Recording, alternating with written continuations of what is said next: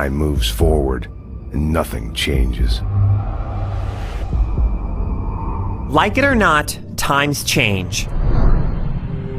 When Max Payne last appeared in a game in 2003, he blasted his way through countless enemies with reckless abandon, aided by his signature ability to slow time and deal graceful death. Today, reflecting modern sensibilities and perhaps his own age, Max takes things slower and makes judicious use of a new cover mechanic. Yet the addition of this contemporary element doesn't mean that Max Payne 3 plays like every other third-person shooter. Far from it. With its gripping narrative, brutal violence, and fantastic implementation of bullet time, this is an excellent game through and through. Maybe I'd lost my self-respect, but it's back. I'm excited. Really. I really needed a new start. Wherever you go, there you are. It's a truth Max Payne knows better than anyone. Fleeing his New York life to take a job working security for a wealthy family in Sao Paulo, Max finds that his demons come along for the ride. He reveals a complexity here not seen in earlier games, as he hits rock bottom and must either stay there or face his demons head on. James McCaffrey does an excellent job reprising his role as Max, bringing a wider range of emotions to a character who has previously often been one note. Fabiana had brought her sister along, presumably so she could show off just how rich and empty her life was. And boy, was she about to learn the meaning of rich and empty. The writing is terrific. Max's world-weary wit is as bone-dry as ever, and much of what he says has the sound of hard-earned wisdom. Max Payne 3 has far more sunlight and color than earlier Max Payne games, but the menaces Max faces here are at least as dark as those he's faced before.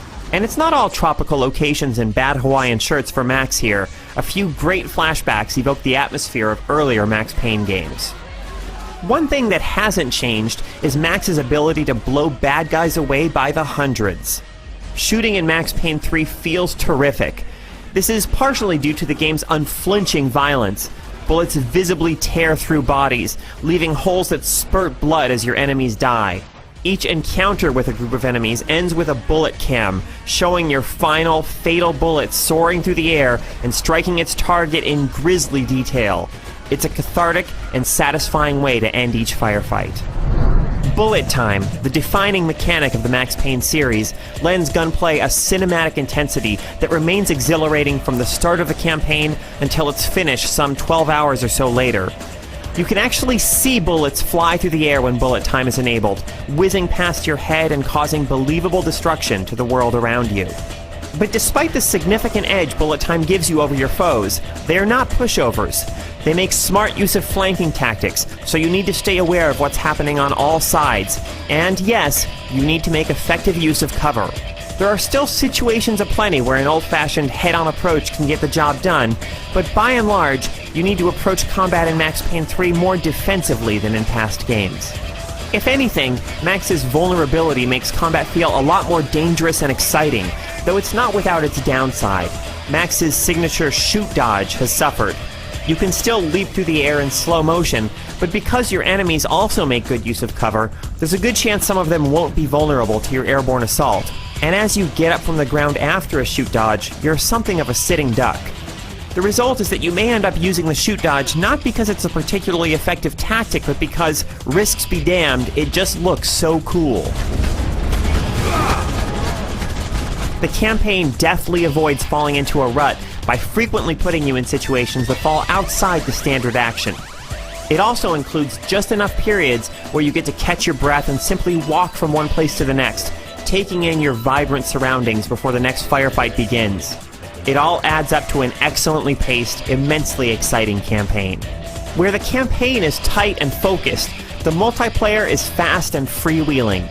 Though you start with just a handful of loadouts to choose from, you eventually unlock an impressive array of weapons, attachments, gear, and abilities called bursts. Bullet time is one of the available bursts, and it works well, affecting enemies in your line of sight rather than slowing down enemies all over the battlefield. But it's not the only standout burst. Paranoia is great for causing mayhem on the field, making members of the enemy team see each other as enemies. And Big Dog, which gives you and your teammates a health boost, can help turn the tables when things are looking grim.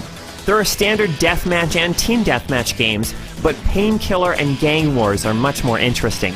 In Painkiller, you become Max Payne or his partner Passos by killing them, and then earn points for staying alive and killing the attacking players as long as possible.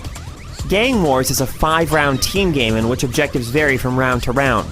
The frequently changing objectives and the uncertainty of what's next make Gang Wars an exciting mode that keeps you on your toes.